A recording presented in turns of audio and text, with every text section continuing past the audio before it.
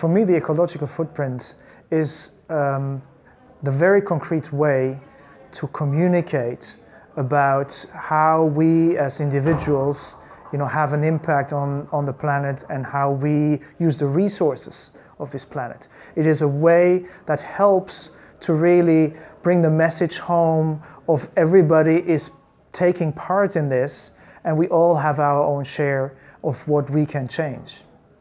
For Philips, the ecological footprint is a way to shape the whole narrative of what our company is about.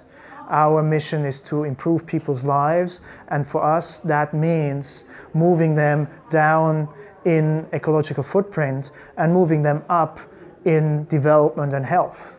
So for us, this is a key concept to explain what the mission of the company is.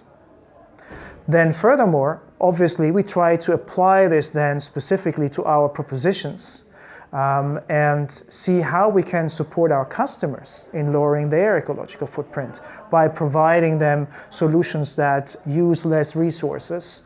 And obviously number one is about reducing energy consumption of appliances that we deliver.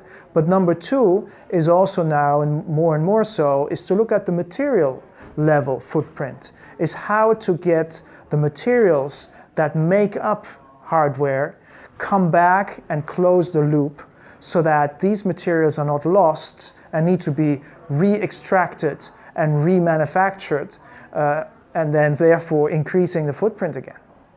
To give you a concrete example about energy efficiency in our business, we are partnering with our hospital partners and providing them imaging systems like radiology imaging equipment, MRI scanners, CT scanners, ultrasound equipment.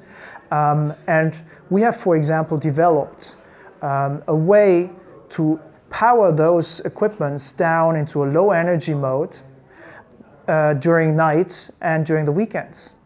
And that saves between 20 to 60% of energy and therefore footprint for those customers.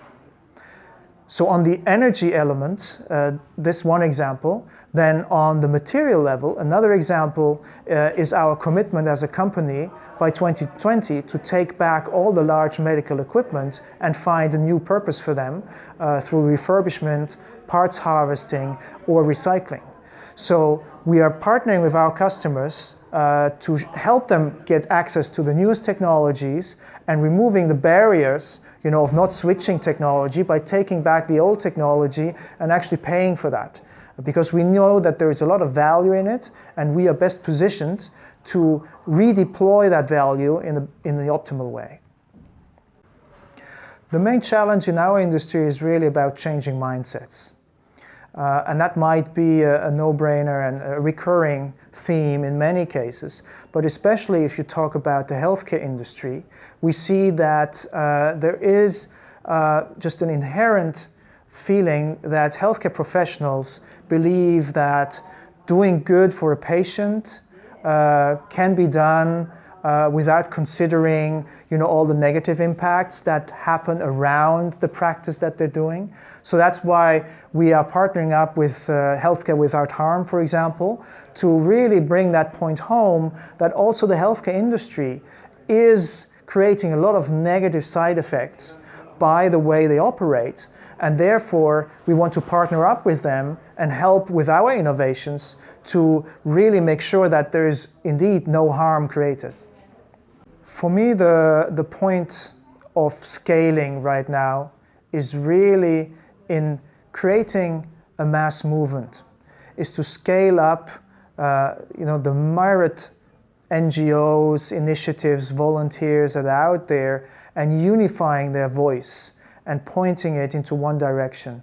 I see that there is a risk of too much splintering up in many topics that are all very important, but by splintering we don't get the critical mass to really create change. So for me, it's really important that we come with a joint narrative that is easy to understand for people at home at the kitchen table, so that everybody feels empowered and feels part of that change that we want to see.